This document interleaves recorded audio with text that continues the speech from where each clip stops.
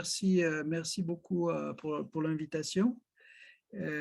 So yes, I will speak about steady and unsteady problems, and this is a joint. Well, most of this work has been done by Samuel Duby, a former PhD student, and is being done by Paris de Passelli, a current PhD student. So let me start with industrial examples. And then I will give you two industrial examples, an old one and a new one. And then I will split the problem into two. So space adaptivity with anisotropic continuous piecewise linear finite elements. And Frédéric Alozet will also talk about this. So I will take a very simple problem, diffusion problem for this. And then I will talk about time adaptivity. So I will start with differential equation and another two scheme, and I will try to join this into the time-dependent incompressible Navier-Stokes equation. So industrial example, this is a more than 10 years old example, and Yves Bourgault contributed to this, and I have to say that here the examples I will give you are made of three toolboxes. There is one solver, so very often in industry, the solver, you don't touch it. For Dassault Aviation, we didn't have it, and we just had the velocity field at the nodes of a mesh. And then what we have developed is an error, let's say an error indicator toolbox, and then we have to talk to an anisotropic mesh generator, and we have been using mainly the tools from INRIA, so MMG3D, the Fred Obrzinski mesh generator, then the one by Frédéric Alozet and Adrien Lozey, and more recently we are using an industrial code, which is the famous GHS 3D code. So GHS stands for Georges H. Saltel, which has been turned into something anisotropic that has been, let's say, industrialized by Distant, and now Dassault Aviation 3DS bought everybody. So we are using this as a black box. We are using these mesh generators as black box. We are not at all expert in mesh generation. And so we started with inviscid flows, even though the theory is for the Laplace to start with. And this was done by Yves some time ago. I just show you a GIF animation of, you see here a supersonic flow, and you see the transverse cut of the mesh with the cone shocks around the airplane. So, so if everything is going to start again, is it going? No, it's not going to start again. So let me do it once more. So you see, it's very difficult to see these 3D meshes, but you can see that the cone shocks are really well reproduced. And then we turn into viscous flows with Wissam Hassan in a PhD. And what you see here is just a computation around one wing. That's the Onera M6 wing. And you will see much more convincing computations by Frédéric Alozet tomorrow. And what I'm going to show you just a cut of what happens in the wing here. And you see this was the best, let's say, mesh from Dassault Aviation, the most precise one. And this was the adapted mesh that we obtained just using a 3D adaptation inside the domain. And if you just compare on the top, you see the let's say the non-adapted mesh, and on the bottom the adapted mesh. We didn't change the mesh in the boundary layer because we were not able to do so. And I think that now Frédéric Alozet and Adrien Lozey know how to do this. But nevertheless, you can see that the results are, well, it's difficult to say if they are more precise or not, because what happens physically here is not clear at all. So moreover, there's a runs modeling here, but I mean, with adaptive methods, you can at least see that you can focus on the place of interest. And a more recent industrial example is magnetohydrodynamics for aluminium electrolysis cell. So here, what you see here in blue is more or less what you see here in blue. Sorry, I just lost the. Okay, what you see in blue is the computational domain. And while it's quite complex, you have these channels here where the gas is supposed to escape There's a molten aluminium and gas which is supposed to escape from here. So yes, these mesh generators are very strong. They are capable of working with the very complex geometries. And just using these adapted meshes here, we gain a factor, let's say, almost 100 in the number of vertices, and therefore the computation are much more rapid and easier with these such adapted meshes. So I'm going to talk about this for a diffusion problem. So it's divergence mu gradient mu. So mu stands for the velocity. So mu is a smooth quantity that varies rapidly in some regions. And as usual, I'm going to take continuous piecewise linear finite elements. So the weak form is the classical one, and UH, while there's an H here, the H is the maximum of the diameter, but you will see that there's no H anymore, but I just keep the classical notations. And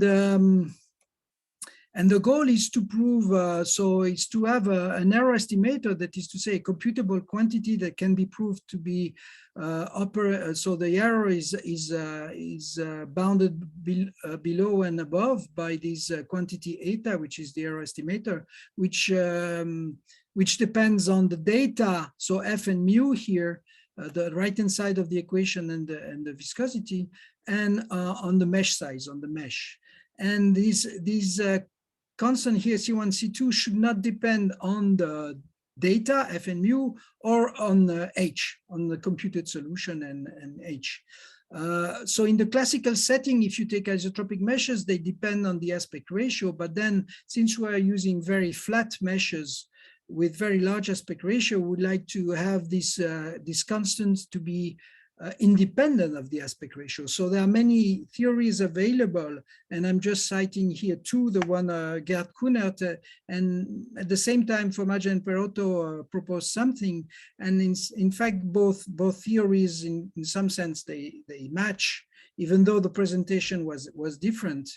And what you can prove using these anisotropic interpolation estimates is that this error estimator that I will show you is really bounded above, well, the error is bounded above and below by this error estimator, and the constant, they do not depend on the aspect ratio. But you see, there was goes back to the previous talk by Jean-François Remarque, is that, is it always the case where, here I just write into quotes, if the mesh is aligned with the solution. So if you take the wrong mesh, completely wrong, and it's anisotropic, it will go bad. So if you have no information about the solution, it's better to take isotropic mesh. But if you can align the mesh with the solution, then in fact you are allowed to take an isotropic mesh. That's the message. And how will it go into the theory? Well, I won't speak exactly about this, but I will mention it at some point. So what's the theory? Well, the theory is the one that you can teach in a finite element course if you use if you're doing a posteriori error estimate. So the first thing is to relate the equation, the error, to the residual. So here I'm just using the fact that mu grad u grad v is equal to fv. So you see the grad u is replaced by this term half here. So here I related the error to the residual, and in this case, we have equality.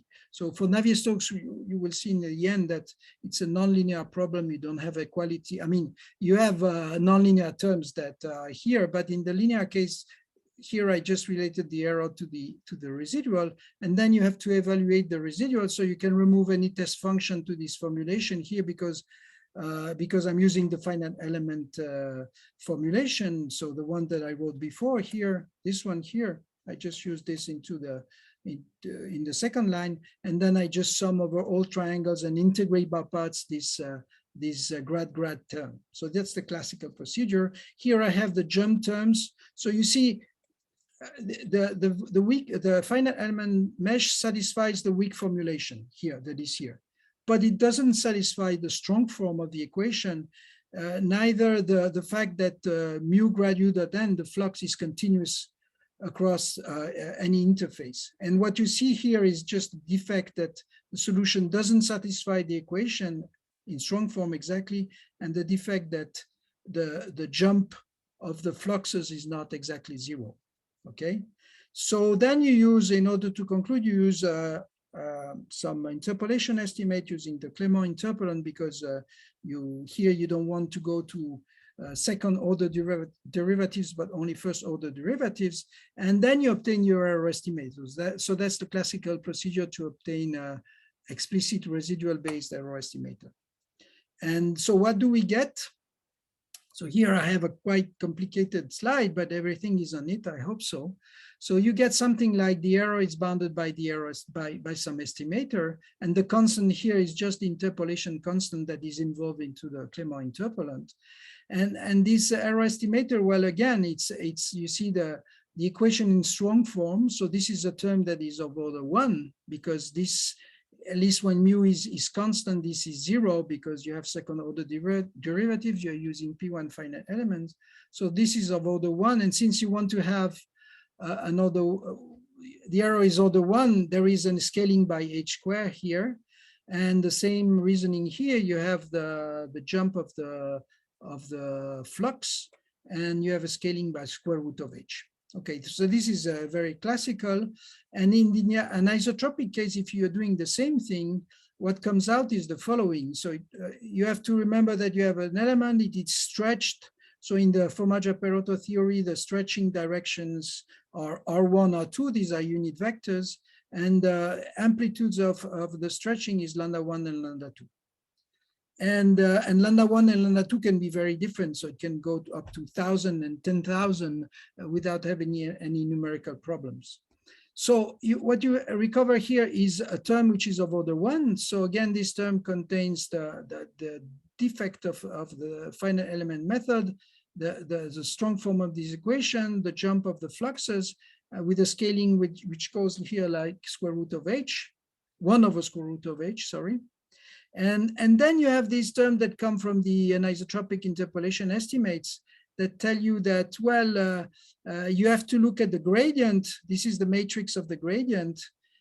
This delta k here is just the union of all, so it's the patch around k. So it's the union of all triangles or tet that share a vertex with k.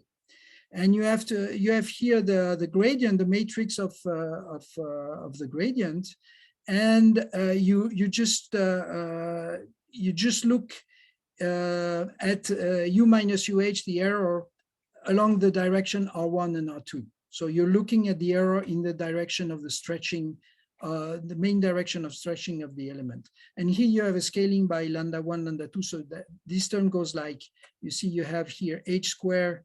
This one goes like h square, so it's h to the power 4, that you take the square root, that's h square. And this corresponds to the fact that the error goes here, the square goes like h square also. Okay, but you're going to tell me, well, this is not a posteriori, there's still u here, the exact solution in here, but then comes the fact that you have to align the mesh with the solution, okay? And the information is here. So you have to align the mesh with the solution, otherwise everything will go wrong. And the information is here. So now if we want to use this to make some, to predict the error, you have to guess, in some sense, you have to guess in this matrix of the gradient, you have to guess what du dx1 is, du dx1, du dx2. You have to guess what this is. And so you have to do some post-processing. And some people are working on this problem, have been working on this problem for all their life. For instance, the researcher mentioned by Jean-François, Krzyzek, Netamaki, I'm just having all these numbers, Ziming Zhang, all these people worked on the life on this problem, and Zenkiewicz Zhu is the most well-known thing. So you have just to average you have piecewise constant gradients on each element, and you just average them to get values at the nodes, and taking the difference between the two gives you the error. This is Zenkiewicz Zhu, but there are more recent things like such as least squares by Zhang and Naga, and in fact it can be proved that these post-processing techniques are really converge. So the thing is that your post-process quantity of the gradient has to be more precise than the original gradient. You see, so here if you take the gradient piecewise constant on each triangle and you compute some average at the node, well, the average is going to be better than the piecewise constant gradient. So that's, and this was used by people in this long time ago to have, for instance, in elasticity, they have stresses that are super convergent at the Gauss points. So this is related to these post-processing things. So in fact, you can estimate this gradient, this du dx1 here, and you plug this in this nice formula and you get an error estimator. Okay, now the question is, okay, this is for the upper bound. Now, what about the lower bound? So I didn't put it here. So if you want to prove the lower bound, then you need, you can do it if you can prove, for instance, that the error in the direction of maximum stretching is of the same order than the error in the direction of minimum stretching, which means that you'd like to equidistribute these two errors, or at least this error should be less than this one. So you see there's a, and once you assume this, then you can prove the lower bound. So in fact, this is this tells you that it's a good idea to equidistribute the errors in the two directions of minimum and maximum stretching. And then there's the question, yes, but what are the optimal directions? And the optimal directions are, in fact, those of the eigenvalues of these matrix here. So once you post-process this matrix, you can compute the eigenvectors, which will give you the direction of the main direction of the error. And the best thing you can do is to align these R1, R2 with the eigenvalues of this gradient matrix.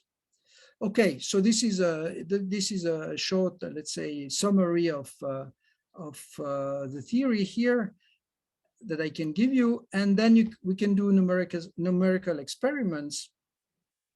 And so typically you'd like the error to be close to a given tolerance. So here I have something that is relative, so I divide by this computed solution, and I replace the error by my error estimator.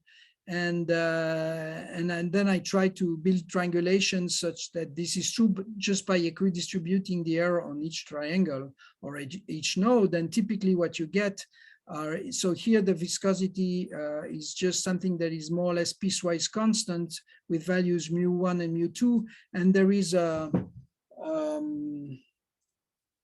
my light went off, well, it's not important. So there is an epsilon parameter that drives the width of this boundary layer here.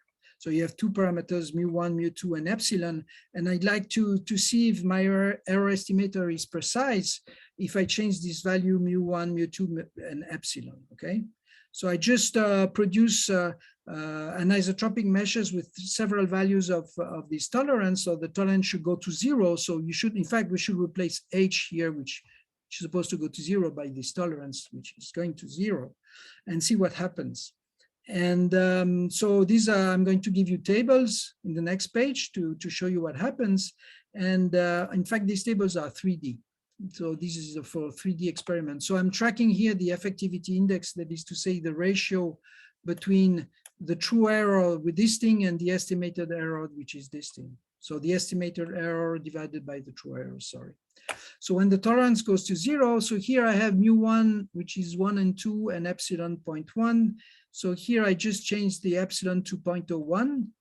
And from here to here, I changed the 2 by 100. So the number of vertices grow up. So here it should go up with power. So if I divide the error by 2, H should be divided by 2. So the number of vertices should be multiplied by 8. But since the problem is more or less 1D, it's not as bad. But what is important here is that the error goes to 0. You can see the error is divided by 2 each time. So of course, the amplitude of the error is different for every test case, but the error is divided by 2. And this is the effectivity index, EI, for the anisotropic error estimator, and seems to go to a value which is around 3.4 5, something like this. So you see this is what we observe. And it's independent of mu and of, well, on the variations of mu. And this is the effective index of the Zenkiewicz-Joux post-processing. So the one I talked about, when you want to get what the gradient is, you just post-process the gradient of UH and you replace here the true gradient, which you don't know, by the post-process gradient.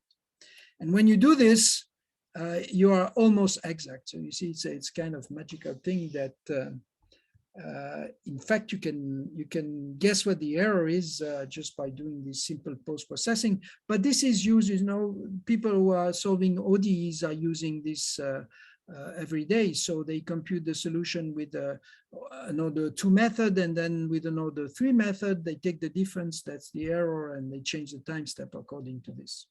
And this is more or less the same here. So, okay, we see that we have a certain confidence in these error estimator, anisotropic ones. So here I didn't plot the aspect ratio, but of course the aspect ratio can be very, very large. It can go up to 1,000 or 10,000. In 3D, 10,000 is difficult because you have rounding off and problems of conditioning, but in 2D you can go up to 100,000 even. Okay, so this was for the space discretization for anisotropic finite elements. Now let me talk about time discretization, and let me start with the linear ODE. Okay. Of course, the ODE community is considering nonlinear problems, but here I will consider linear ODE problems, and AU you can think of here diffusion of transport. So if it's diffusion, that's the minus Laplace of U, and transport would be something like a velocity field A times gradient of U.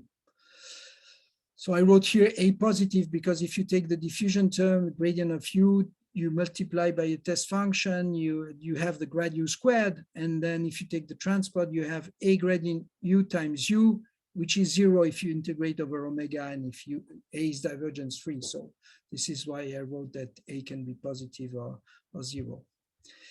Okay, so use time steps. You have UN an approximation of U at time Tn, and then you just write your simplest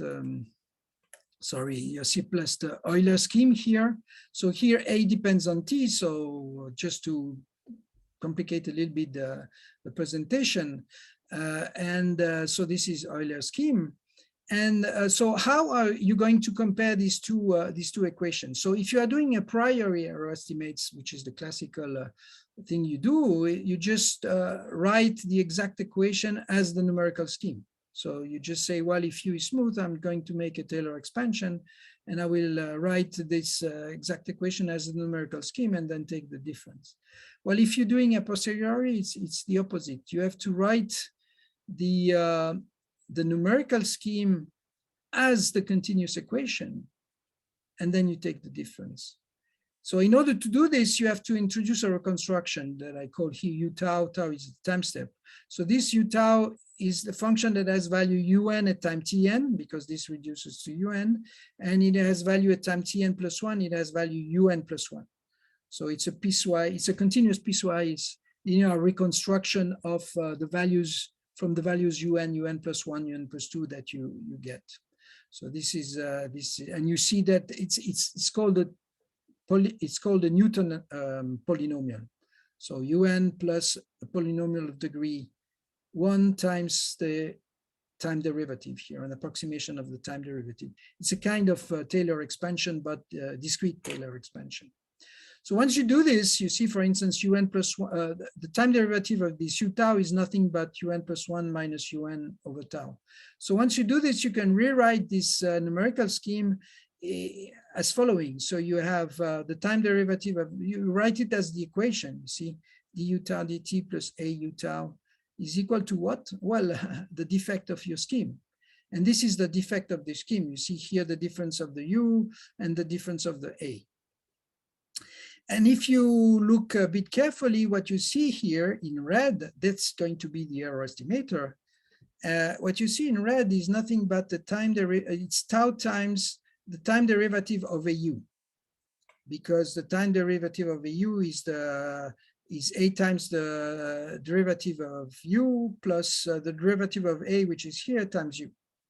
So that's an approximation of this. And if you look at the equation, the time derivative of this guy is the second derivative of u.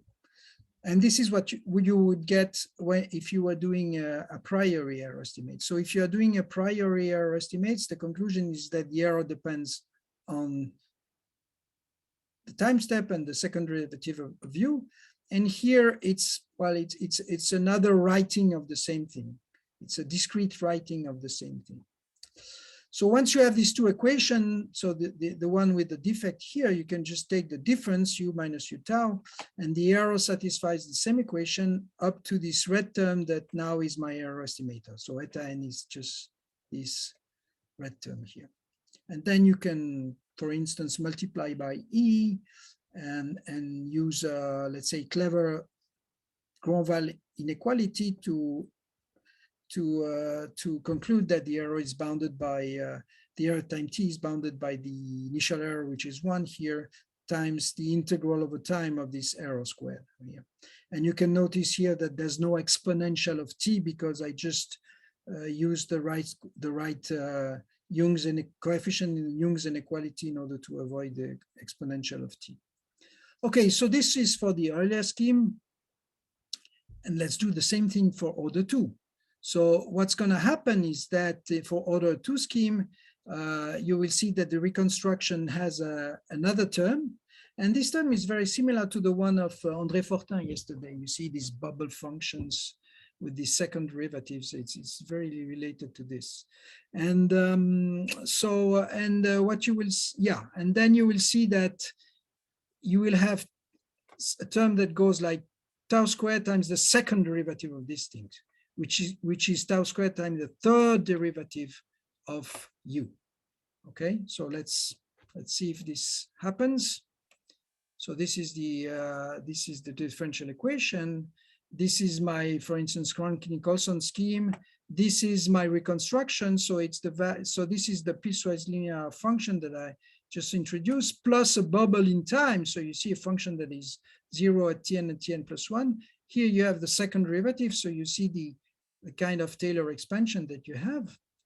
And just by curiosity, the value at tn minus 1 of this polynomial is un minus 1. So this polynomial is the unique polynomial that has value tn plus 1, un plus 1 at tn plus 1, un at tn, and un minus 1 at tn minus 1. Okay, so now if you're trying to rewrite the scheme as the differential equation introducing this u tau, well, you get something that is already quite ugly.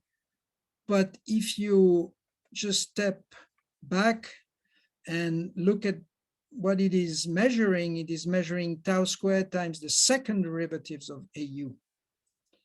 So for instance, so in the second derivative of AU, you have typically the second derivative of A times U, and that's this term. Because if you do a Taylor expansion here, you will get the second derivative. So you see here, that's the A of t. That if you do a Taylor expansion, you have A of tn plus 1/2 plus the first order derivative, and you would get the second order derivative here. So if you, for instance, you also have the A times the second derivative of u tau, which is here, A times the second derivative of u tau. Okay. So then you do the same thing, take the difference, you have your estimator in red, it's more complicated, but it's here. And you can get the same result as previously. Now, let's do this for Navier-Stokes. Okay, so this is Navier-Stokes. So I wrote the incompressible time-dependent Navier-Stokes equation, and I, considering here only divergence-free functions, just to simplify the, well, yeah, to simplify the presentation, but also because if you don't do this, it becomes quite messy and complicated. But so here V is divergence-free and U is also divergence-free. So you have the time derivative, the convective terms, and diffusion term, and the source term here. And here, Samuel Duby tried several order 2 discretization, and his conclusion was that the BDF2 was his best choice. So BDF2, so you see here that it's the time derivative divided by 2 times the second order finite difference formula of U. And so it's implicit here, and take the implicit version. And yeah, that's the scheme he selected. And then let's do the same job as before. So we take the reconstruction. So now it's depending on X and T.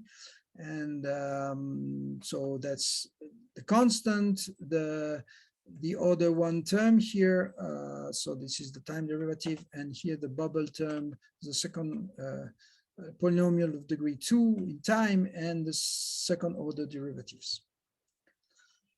Okay, so then let's write, so if you introduce this, you can write the BDF2 scheme as following, as the equation. So the Navier-Stokes equation, du dt, the convective term, the diffusion terms here, the source term, plus a defect.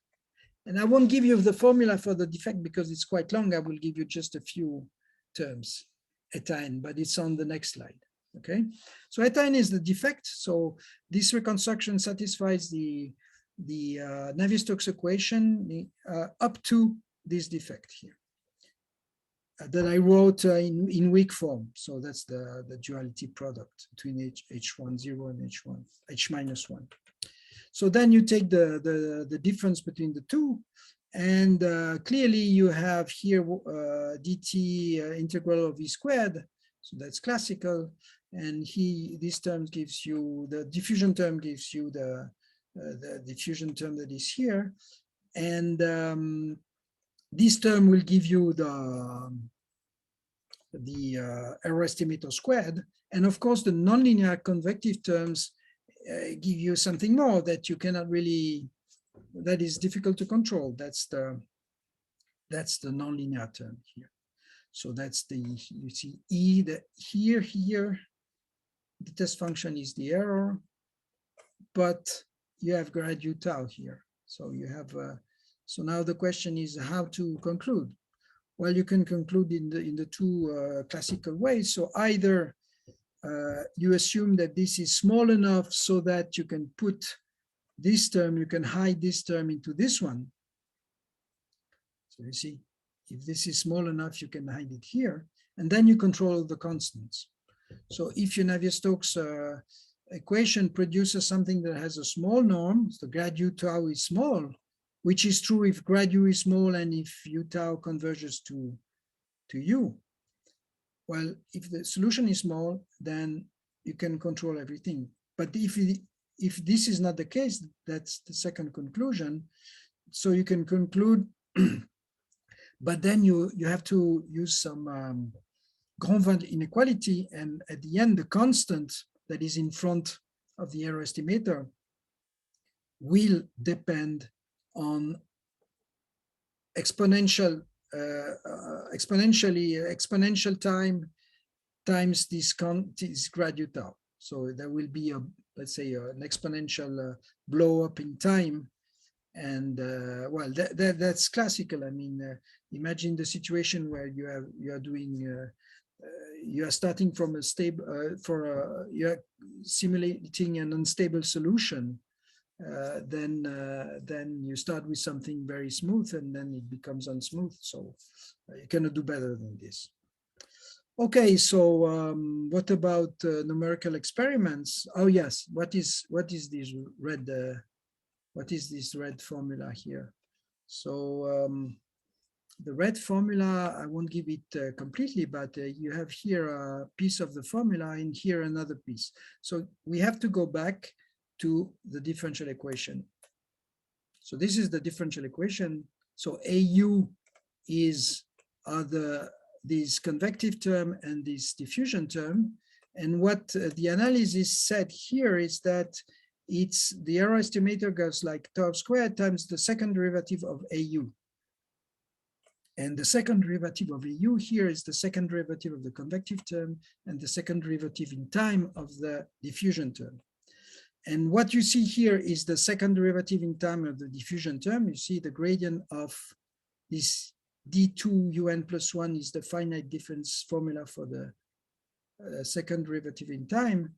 And then you have the second derivative in time of this nonlinear term, advective term here. And you see here the second derivative in time of un plus 1 grad un plus 1. And so everything is squared. So you see that you have this term plus other terms that I don't give you, okay? So this you can prove on Navier-Stokes, but it's not surprising to get all these terms once you have done the study on this simplified differential equation. Okay, so now let's do some experiments. So we have now an error estimator in space, in time. So I didn't present the one in space, but it follows the line of the diffusion problem I talked about in the beginning. So eta s is the error estimator in space, eta t in time. So the sum of the two is an approximation of the error. You want to control the integral 0t integral over omega of the gradient of the error. So this is why we divide by this quantity times the viscosity. Like to have this quantity close to a tolerance. And we take here just to start, just to check that everything is correct numerically, a Poiseuille flow, but it's modified by the sine omega t function just to have fluctuations of the velocity field. And the fluctuations here, so you see the function is more or less constant here, and then it changes rapidly and then it oscillates a lot. And so this is the norm of the solution according to time. And what you see here are the corresponding time steps for different values of the tolerance. So you see that the time step is changing according to the solution. And when you divide the tolerance by 2, you change also the time step. Well, since it's an order 2 method, if you divide the tolerance by 4, you divide the time step by 2. So let's look at one table. So here we have the possibility to have different tolerance for the space and the time. That is to say, so why do we have different tolerance for space and time? Because it was more efficient like this. So tol S is the tolerance for space and tol T for time. And so now, why do we divide the space error estimator by 3 and the time error estimator by 2? Because we'd like to have effectivity indices which are close to 1. So you've seen previously we had an effectivity index which was close to 3.5 or something like this. So this is the reason why. So here we divide these two tolerance by 2 each time. Yes, and the error is divided by, yeah, the error is divided by 2 each time. And what is important to see is that the effectivity index remains close to 1. And you can see, for instance, what is important to see for to check that the method is order 2 is that when you divide the tolerance by 4, so from the second line to the fourth line, then the number of time step and tau is multiplied by 2. Okay, so if you divide the error by 4, the number of times is multiplied by 2. Okay, and then what we have done at the end, and I'm coming to the end of my talk, is that we have taken classical test cases, the flow around the cylinder with this chaotic flow field. And so we have applied the algorithm. So here you see snapshots of the solution different times. And we have, so these tolerance go to 0, and the drag and the lift, CD, the drag coefficient, the lift coefficient, the jump of the pressure are measured, and you see that they converge to some value which are very close to the value that are reported in this paper by Turek and co-workers. And another test case that we did also, for which we don't know the exact solution, is the double walled driven cavity test case by Glowinski. So there is an imposed velocity here, and also on this side you have here, if you are below Reynolds number 4000, you have one stationary solution, and then you have a bifurcation, and the solution oscillates between these two, let's say, two vortices that you see here. And so these are two snapshots of the solution at different time. And if you look at the norm of the solution with respect to time, so these are the time steps here, well, you have this, you have a Hopf bifurcation, and really we can capture this Hopf bifurcation very accurately. So to conclude, I presented a posteriori estimate for anisotropic finite elements coupled with order 2 finite differences in time. My message is that the effectivity index is under control for these. So the ratio between error and true error and estimated error.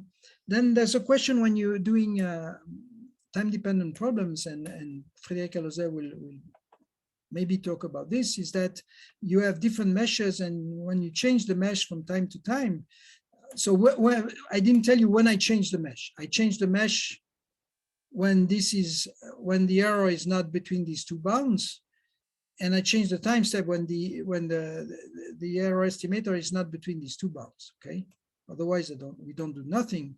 But if we have to change the mesh, we have to interpolate the solution between these two meshes. And here, it's not clear what to do theoretically.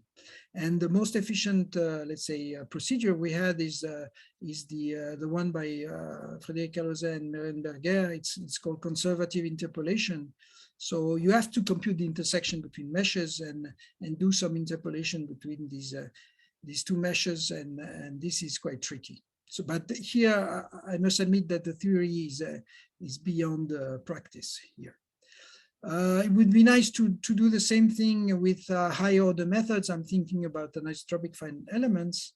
And here I just didn't talk about the pressure for Navier-Stokes, but that's also a problem that in general, the velocity and the pressure, they vary differently. So if you take Poiseuille flow, the velocity has one component along the first variable, and the pressure is, so it varies along x2 and the pressure varies along x1. So what's the optimal mesh if you introduce an error estimator for the velocity and the pressure? I don't know exactly. Okay, with this, I'd like to thank you for your attention.